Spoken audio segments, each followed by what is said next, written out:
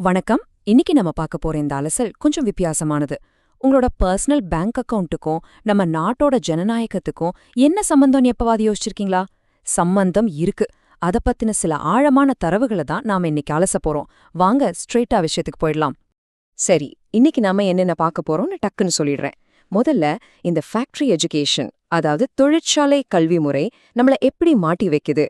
அதுக்கப்புறம் இந்த இஎம்ஐ வலையிலிருந்து எப்படி தப்பிக்கிறது, பௌதிக மற்றும் மன வளர்ச்சிக்கு நடுவுல இருக்கிற வித்தியாசம் என்ன, நம்ம மார்க்கெட்ஸ் அப்புறம் உழைக்கும் வர்க்கம் எப்படி இருக்கு, கடைசியா நம்ம ஜனநாயக அமைப்புகள், இதெல்லாம் தான் நாம கவர் பண்ண போறோம். ஓகே. செக்ஷன் 1, தொழிற்சாலை கல்வி முறையோட வலை. முதல்ல ஒரு மைக்ரோ லெவல்ல, அதாவது நம்மளோட அன்றாட வாழ்க்கையில இருந்தே ஆரம்பிப்போம்.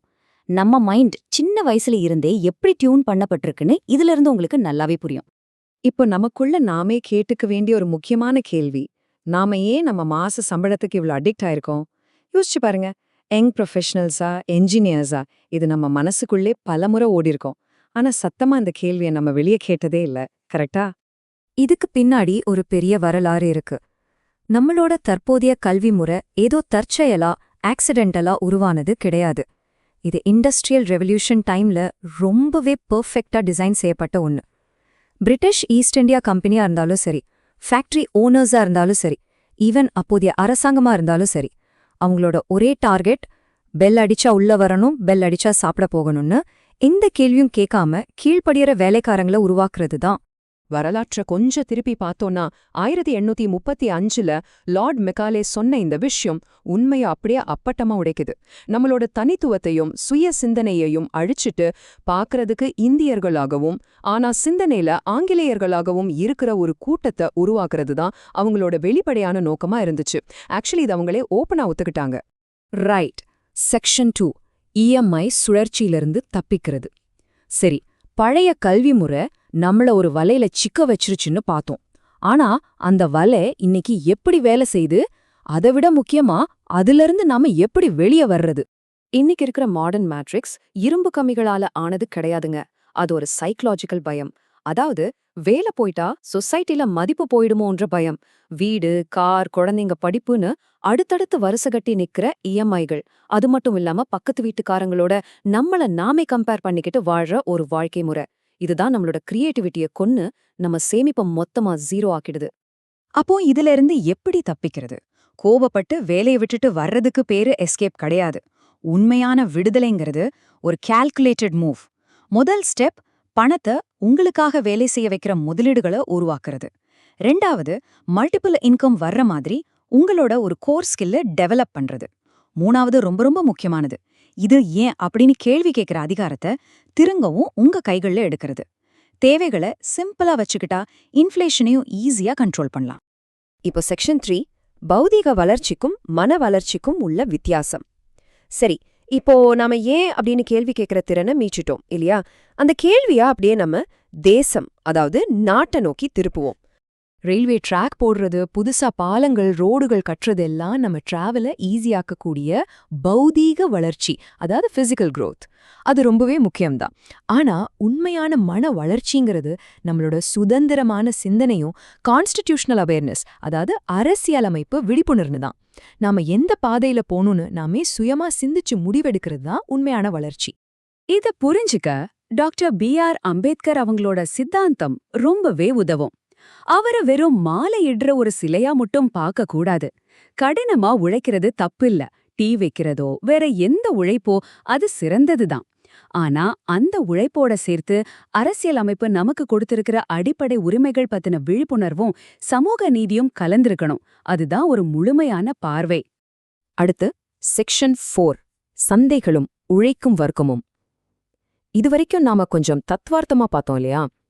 இப்போ நம்ம பொருளாதாரத்தை இயக்குற ஹார்ட் நம்பர்ஸ், அதாவது உண்மையான புள்ளி விவரங்களை பார்ப்போம்.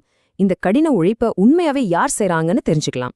இந்த டேட்டாவை பாத்தீங்கன்னா உங்களுக்கு நிஜமாவே ஷாக் ஆகும்.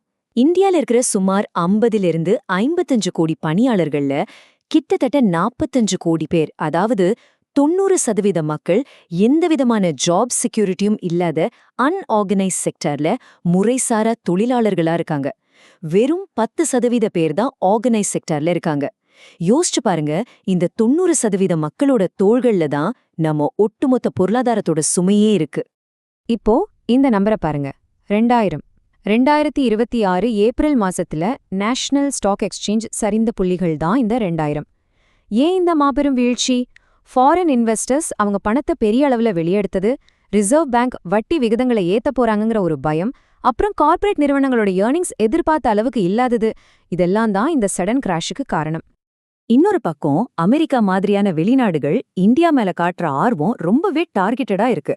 கூகுள், ஆப்பிள் மாதிரியான கம்பெனிஸ் நம்மளோட டெக் டேலண்ட்டை யூஸ் பண்ணிக்கிறதுக்காகவும் டிஜிட்டல் மார்க்கெட்டை எக்ஸ்பேண்ட் பண்ணவும் வராங்க. அது மட்டும் இல்லாம ஏஐக்கான கொலாபரேஷன், அப்புறம் ரொம்பவே அஃபோர்டபுளான மெடிக்கல் டூரிசம், இதுக்காக தான் மெயினா அவங்க வராங்க. ஃபைனலி செக்ஷன் 5, அமைப்புகளும் ஜனநாயக விழிப்புணர்வும். நாம டெவலப் பண்ண அந்த சுய சிந்தனைய இப்போ நம்மள ஆளுகின்ற முக்கியமான நிறுவனங்கள் மேல செலுத்துவோம். கொஞ்சம் கூட பாரபட்சம் இல்லாம இந்த அமைப்புகளை நாம அணுக வேண்டியது ரொம்பவே அவசியம். பொருளாதாரத்தை பொறுத்த வரைக்கும் 2 விதமான பார்வைகள் இருக்கு. ரூபாயோட மதிப்பு சரியறதுக்கு குளோபல் லெவல்ல இருக்கிற பொருளாதார மந்தநிலை, ஆயில் பிரைஸ், அப்புறம் போர், இதெல்லாம் தான் காரணம்னு அரசாங்கம் சொல்றாங்க. ஆனா கிரிட்டிக்ஸ் என்ன சொல்றாங்கன்னா, முத்ரா மாதிரி செல்ஃப் எம்ப்ளாய்மெண்ட் ஸ்கீம்ஸ் இருந்தாலும் முறையான ஃபார்மல் ஜாப்ஸ் கிரியேட் ஆகுறது குறைஞ்சிக்கிட்டே வருதுன்னு சுட்டிக்காட்டுறாங்க. நாம இந்த 2 பக்கத்தையும் பேலன்ஸ்டா பார்க்கணும். அடுத்தது ரொம்பவே முக்கியமான இந்திய தேர்தல் ஆணையம். இது ஒரு தன்னாட்சி அமைப்பு. இவங்க மேல லஞ்சம் மாதிரி ரொம்ப சீரியஸான குற்றச்சாட்டுகள் வைக்கப்பட்டாலும் அதெல்லாம் கோர்ட்ல நிரூபிக்கப்படல அப்படிங்கிறது தான் official fact.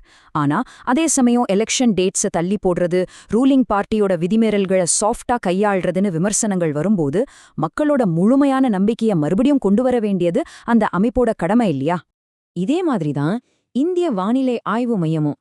Central government policy படி அவங்க ஹிந்தி மற்றும் இங்கிலீஷ்ல அப்டேட்ஸ் கொடுக்குறாங்க. ஆனா கிரவுண்ட் ரியாலிட்டி என்னன்னு யோசிச்சு பாருங்க. புயல், மழை மாதிரியான ரொம்பவே எமர்ஜென்சியான விஷயங்கள் சாதாரண மக்களை உடனே ரீச் ஆகணும்னா அது தமிழ் மாதிரியான ரீஜனல் மொழிகள்ல இருந்தா மட்டும்தானே உயிரை காப்பாற்ற முடியும். இது ஒரு ரொம்ப பிராக்டிக்கலான முரண்பாடு. மாநில நிர்வாகம் எவ்ளோ பிரமாண்டமானதுன்னு புரிஞ்சுக்க இந்த நம்பரை பாருங்க. 1.6 மில்லியன், அதாவது 16 லட்சம். நம்ம தமிழ்நாடு அரசோட IFHRMS போர்ட்டல் மட்டுமே கிட்டத்தட்ட 16 லட்சம் அரசு ஊழியர்கள் மற்றும் பென்ஷனர்ஸோட டேட்டா, சம்பாளம் எல்லாத்தையும் மேனேஜ் பண்ணுது. இவ்ளோ பெரிய சிஸ்டமை ரன் பண்றதுக்கு எவ்ளோ ஆக்யூரசி தேவைன்னு ஜஸ்ட் இமேஜின் பண்ணி பாருங்க. நாம இந்த அலசலோட கிளைமேக்ஸ்க்கு வந்துட்டோம். இந்த கூற்றை கொஞ்சம் ஆழமா சிந்திச்சு பாருங்களேன். ஸ்கூல் உங்களுக்கு எல்லாத்துக்கும் பதில சொல்லி கொடுத்துச்சு, ஆனா எப்படி கேள்வி கேட்கறதுங்கிறதையே மறக்கடிச்சிருச்சு. இதுதாங்க உண்மை. சின்ன வயசுல இருந்தே நாம எப்படி கண்டிஷன் பண்ணப்பட்டிருக்கோம் அப்படிங்கிறதுக்கு இது ஒரு பெஸ்ட் எக்ஸாம்பிள். சோ உங்களுக்கான ஃபைனல் கேள்வி இதுதான். அடுத்து நீங்க எதை பத்தி கேள்வி கேட்க போறீங்க? உங்களோட பர்சனல் ஃபினான்ஷியல் ஃப்ரீடம்காக நீங்க எந்த சிந்தனை திறனை யூஸ் பண்றீங்களோ அதே பவரை வச்சுதான் நம்ம ஜனநாயகத்தையும் அக்கௌண்டபிளா நேர்மையா இயங்க வைக்க முடியும்.